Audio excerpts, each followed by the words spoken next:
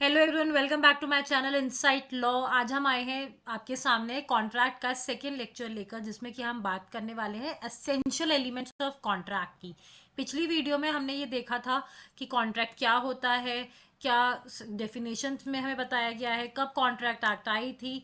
सारी चीज़ें हमने उस वीडियो में देख ली थी। आपको आई बटन में वो वीडियो मिल जाएगी, अगर आपने वो नहीं देखे तो उसे भी ज़रूर देखना।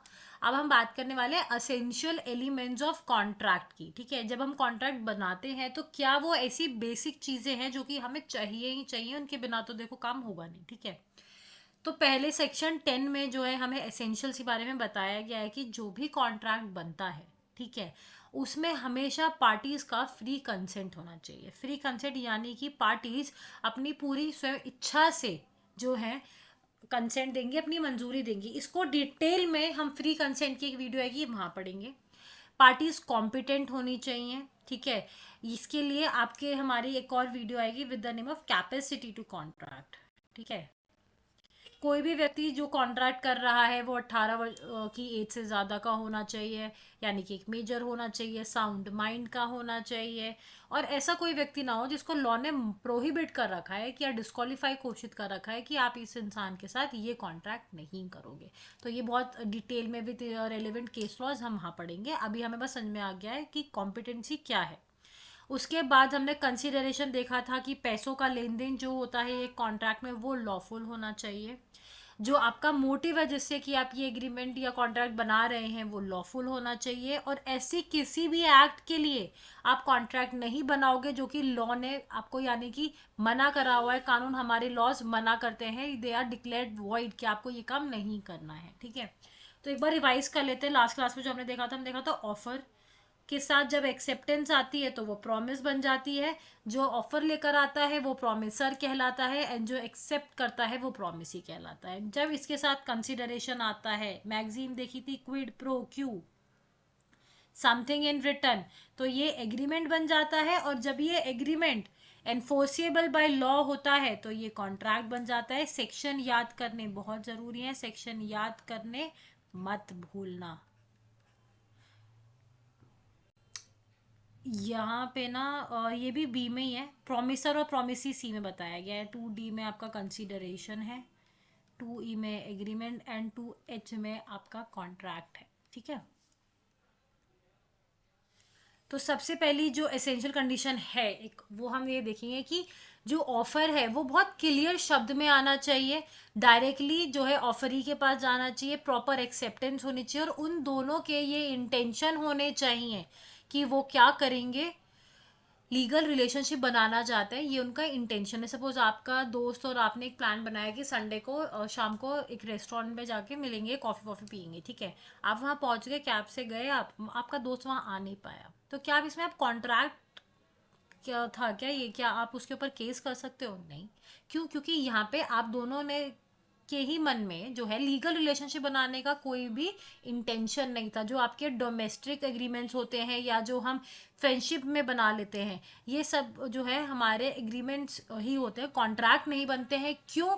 क्योंकि यहाँ पर हमारा कोई इंटेंशन नहीं होता है लीगल रिलेशनशिप बनाने का। यहाँ का जो लैंडमार्क केस है दैट इज बेल्फर वर्सेस बेल्फर, 1919 का केस है। ईयर याद रखना बहुत जरूरी है एग्जाम में, वरना क्लॉजिकल वाले ऑर्डर वाले क्वेश्चन में अगर ये आता है तो वहां पे आप मिस कर जाओगे।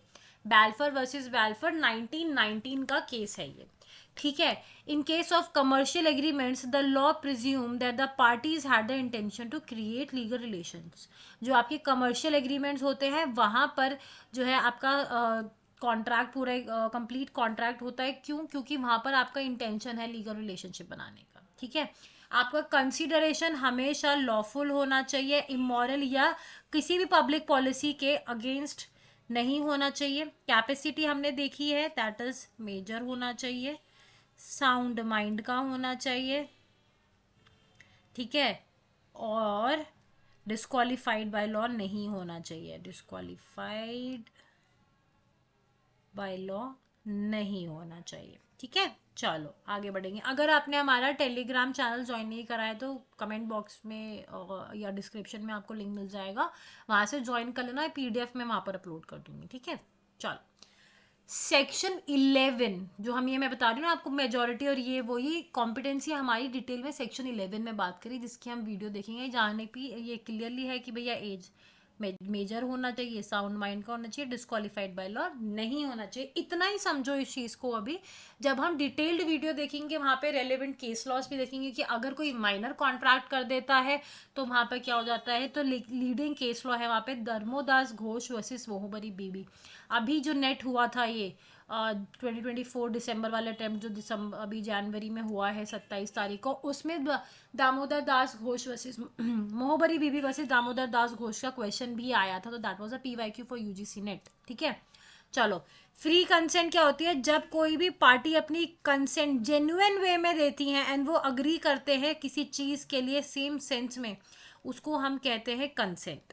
ठीक है, और फ्री कंसेंट कब होगी? वो जब वो किसी भी क्रिमिनल एक्ट के थ्रू नहीं करवाई जाएगी। आप पे गलत इन्फ्लुएंस में आपके साथ फ्रॉड ना हो रहा हो, आपके पास मिस रिप्रेजेंटेशन ना हो रहा हो या मिस्टेक हो, अगर इनके अलावा कंसेंट आएगी तो ही वो फ्री कंसेंट कहलाएगी, अदरवाइज वो फ्री कंसेंट नहीं कहलाएगी। अगर consent question, undue influence, fraud और मिस रिप्रेजेंटेशन से आती है तो कॉन्ट्रैक्ट वॉइडेबल बनता है। ठीक है, और अगर मिस्टेक से आती है तो कॉन्ट्रैक्ट वॉइड बनता है। ये जो हम जितने भी एसेंशियल्स देख रहे हैं ना, इनको हम एक हर एक एसेंशियल का जो ये पॉइंट है, इसकी एक सेपरेट वीडियो आएगी जहाँ पे इसको हम ज़्यादा डिटेल में देखेंगे। ठीक है, अभी आपको बस एक बेसिक आइडिया होना चाहिए कि जब आगे आने वाली वीडियोस में हम ये शब्द पढ़ेंगे तो हमें पता है कि इन वर्ड्स का क्या मतलब है। ठीक है, लॉफुल ऑब्जेक्ट होना चाहिए। कोई भी जिस जो एग्रीमेंट बन रहा है पार्टीज के बीच में वो लॉफुल होना चाहिए, लीगल होना चाहिए। पार्टीज ऐसी कोई भी क्रिमिनल कॉन्स्पिरेसी नहीं करेंगी, ऐसा कोई कॉन्ट्रैक्ट नहीं बनाएंगे जिससे वो एक क्रिमिनल एक्ट कमिट करना चाहते हैं। कोई ऐसा एक्ट नहीं होगा जो लॉ ने प्रोहिबिट कर रखा है या वो किसी भी तरीके से फ्रॉड्यूलेंट है, लॉ हमारे जो पॉलिसी एंड पब्लिक ऑर्डर है उसको खराब करता है, इमोरल तरीके का है, ऑब्सीन है, ऐसी कोई भी हरकत नहीं होनी चाहिए। ये ऑब्जेक्ट नहीं होना चाहिए कॉन्ट्रैक्ट का। ठीक है, उसके बाद अगर मैं एक आदमी के पास एक ऑफर लेके जा रही हूँ एंड आई वांट कि वो मेरे साथ इस चीज़ के ऊपर, इस सब्जेक्ट मैटर के ऊपर जो है कॉन्ट्रैक्ट बना ले, तो मेरे कॉन्ट्रैक्ट का कॉन्सेप्ट कैसा होना चाहिए? There should be possibility of performance. मैं ही बोलूँ कि आप जो है चिराग को घिसो और अलादीन निकाल दो, उसमें से आप जादू से मुझे जो है खजाना लाकर दे दो, तो ये नहीं हो सकता है ना। तो जो आपका कॉन्ट्रैक्ट है उसके अंदर पॉसिबिलिटी ऑफ परफॉर्मेंस होनी चाहिए, और जो आपकी जो टर्म्स है एग्रीमेंट की वो इतनी सर्टेन होनी चाहिए कि उनमें कोई भी कंफ्यूजन नहीं आए। ये बात सेक्शन 29 में बताइए हमें कैसे। सपोज करो मैंने आपको फ़ोन करके बोला आप ना रॉ ऑयल सप्लाई करते हो, मैंने कि 1.5 टन ऑयल भेज दो। मैंने तो बताया नहीं मेरे को पेट्रोल चाहिए, मेरे को डीजल चाहिए, मेरे को कौन सा तेल चाहिए, मैंने बताया नहीं। अनसर्टेन टर्म थी।